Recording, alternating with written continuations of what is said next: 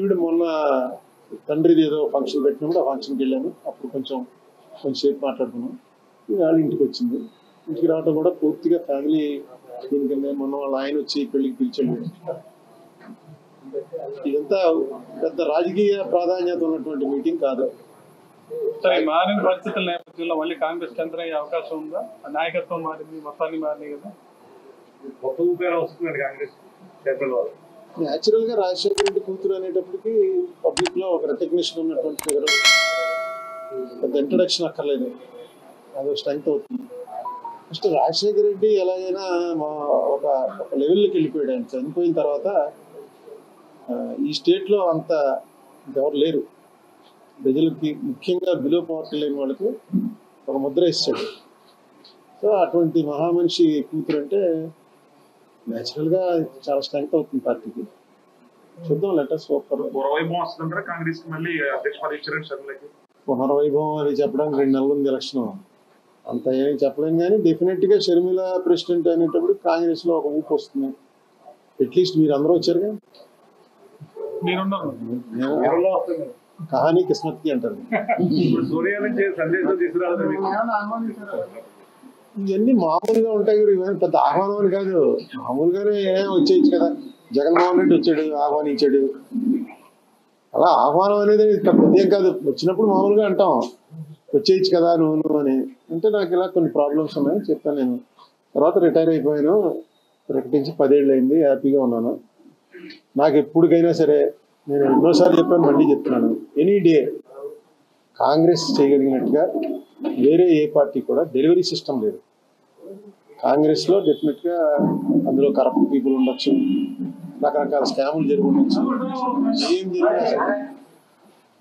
ఏం జరిగినా సరే అల్టిమేట్గా ఈ కంట్రీలో మొత్తం లెక్కేసుకుని మీరు అందరూ ఎవరన్నా సరే, మీరంతా ఇందులో ఉన్నారుగా, ఒక ఆదివారం కూర్చుని మీలో మీరు డిస్కస్ చేసుకోండి.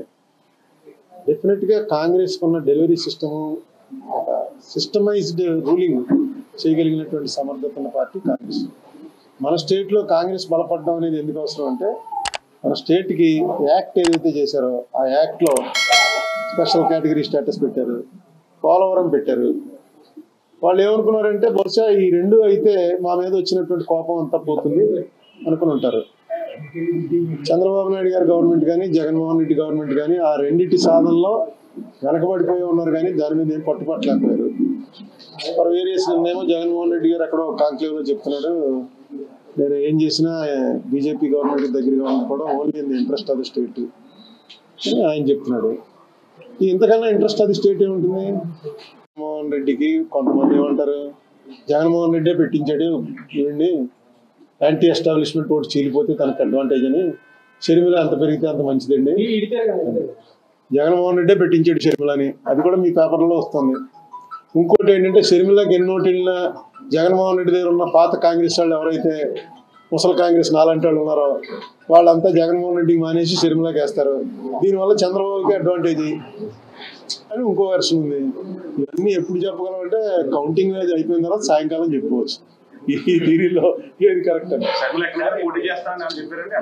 అసలు లేదు. మేము లోపల కూర్చుని గదిలో మాట్లాడుకున్నంత పాత రోజులు, అప్పుడు ఒకసారి వచ్చావు ఇంటికి, అది ఇది మాట్లాడేది, నాన్న ఉన్నప్పుడు ఇలా ఉండేది, ఇవే మాట్లాడుకున్నాం తప్ప పెద్ద పొలిటికల్ గా కనెక్టెడ్ ఏం మాట్లాడుకున్నాం. సోనియా గారి నుంచి ప్రత్యేక సందేశం తీసుకురాలేదు. ఇది ఓన్లీ ఆవిడ కాకినాడ నుంచి ఏలూరు వెళ్ళాలంటే రాజమండ్రి తప్పించుకుని వెళ్ళలేరు. రాజమండ్రి అనేటప్పటికి నా పేరు రాజశేఖర రెడ్డి కూతురికి నా జ్ఞాపకం రావడం చాలా సహజం. ఈవేళ ఆవిడ కాంగ్రెస్లో ఉంది కాబట్టి వచ్చి వేరే పార్టీలో ఉంటే రాకపోను. కాంగ్రెస్లో ఉంది కాబట్టి ఖచ్చితంగా ఏం అడ్డంకులు ఉండవు, వచ్చినా ఎవరు ఏం తప్పు పట్టరు, అందుకు వచ్చింది. యాజ్ ఏ ఫ్యామిలీగా వాళ్ళు నాతో ఎప్పటి నుంచో, అనిల్ మీరే వచ్చారు కదా, 2 సార్లు వచ్చాడు, వస్తుంటాడు, వాళ్ళు ఆయన వస్తుంటాడు. ఇతను ఈవిడ కూడా చాలా, నేను ఇంతసేపు మాట్లాడింది నా జీవితంలో షర్మిలతో ఇదే మొట్టమొదటిసారి. డెఫినెట్గా అమ్మాయికి చాలా ఎక్స్ప్రెషన్ ఉంది, బాగా మాట్లాడగలదు. నాతో మాట్లాడితే నాకు అర్థం ఏంటంటే, రాజశేఖర రెడ్డి దగ్గర ఉన్న రాజశేఖర రెడ్డిని చూడగానే మనం మెస్మరైజ్ అయ్యేవాళ్ళం. నువ్వు ఎంత శత్రుత్వం ఉన్నా వెళ్ళి కూర్చుని 10 నిమిషాలు మాట్లాడేటప్పటికి అనవసరంగా మనం ఇతను తప్పట్టామా అని ఒక ఫీలింగ్ వచ్చేది రాజశేఖర రెడ్డి.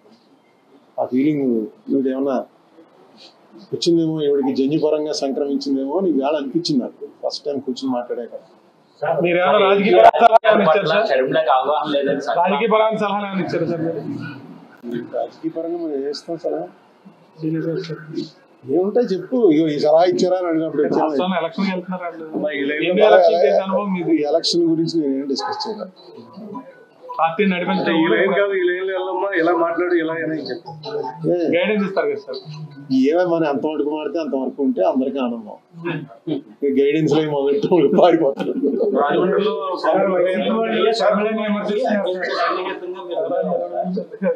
ప్రభుత్వం కూడా కుటుంబానికి కాదు, వైఎస్ రాజశేఖర రెడ్డి తోటి నేను సన్నిహితం. కుటుంబంతో నేను పెద్ద ఎప్పుడు లేవు. ఆయన పోయిన తర్వాత ఈవేళ ఇదిగో ఆ రోజు జగన్మోహన్ రెడ్డి వచ్చాడు, వచ్చి ఎన్నేళ్ళు అయింది, 7 ఏళ్ళు అయింది. తర్వాత అనిల్ 2 సార్లు వచ్చాడు, ఈవిడ ఇప్పుడు వచ్చింది. సరే విజయలక్ష్మి గారు అంటే ఆవిడ చాలా సార్లు ఇంట్లో భోజనం చేశాను కాబట్టి ఆవిడ వడ్డించేది, అందుకని ఆవిడతో అంటే పెద్దగా కుటుంబంలో నేను వెళ్ళి మాట్లాడితే వాళ్ళు నా మాట వినేంత సన్నిహితత్వం మాకేం లేదు, అంత క్లోజ్ కాదు మేము. ఇప్పుడు ఈవేళ షర్మిల చాలాసేపు మాట్లాడింది కాబట్టి ఓకే, రాజశేఖర రెడ్డికి ఉన్నటువంటి ఆ అవతల వాళ్ళని చామ్ చేసే పవర్ అమ్మాయికి ఉంది అని వాళ్ళు అనిపించింది. అయితే వైఎస్ రాజశేఖర రెడ్డి గారు కాంగ్రెస్ పార్టీగానే ఆయన నిర్మాణం పరిస్థితి అయితే ఉంది. అయితే ఇప్పుడు ఉన్న అధికార పార్టీ కూడా వైఎస్ఆర్ విగ్రహాలని అనేక చోట్ల అధికారికంగాను అధికారికంగాను విగ్రహాలు ఆవిష్కరించారు వైఎస్ రాజశేఖర. అలాంటిది ఇప్పుడు వైఎస్ రాజశేఖర రెడ్డి గారి కుమార్తె కాంగ్రెస్ లోకి వచ్చింది, తండ్రి పార్టీని పట్టింది. అయితే రాజశేఖర రెడ్డి గారి కుమార్తె ఈ విధానంగానే అధికార పార్టీ వాళ్ళు విమర్శించే పరిస్థితి అయితే ఉంటుంది. ఇవన్నీ అన్ని చోట్ల జరుగుతున్నాయండి. విమర్శించకపోతే మంచిది, మా చెల్లెలు పార్టీ పెట్టడం చాలా మంచిది అయింది నాకు అని చెప్తాడు.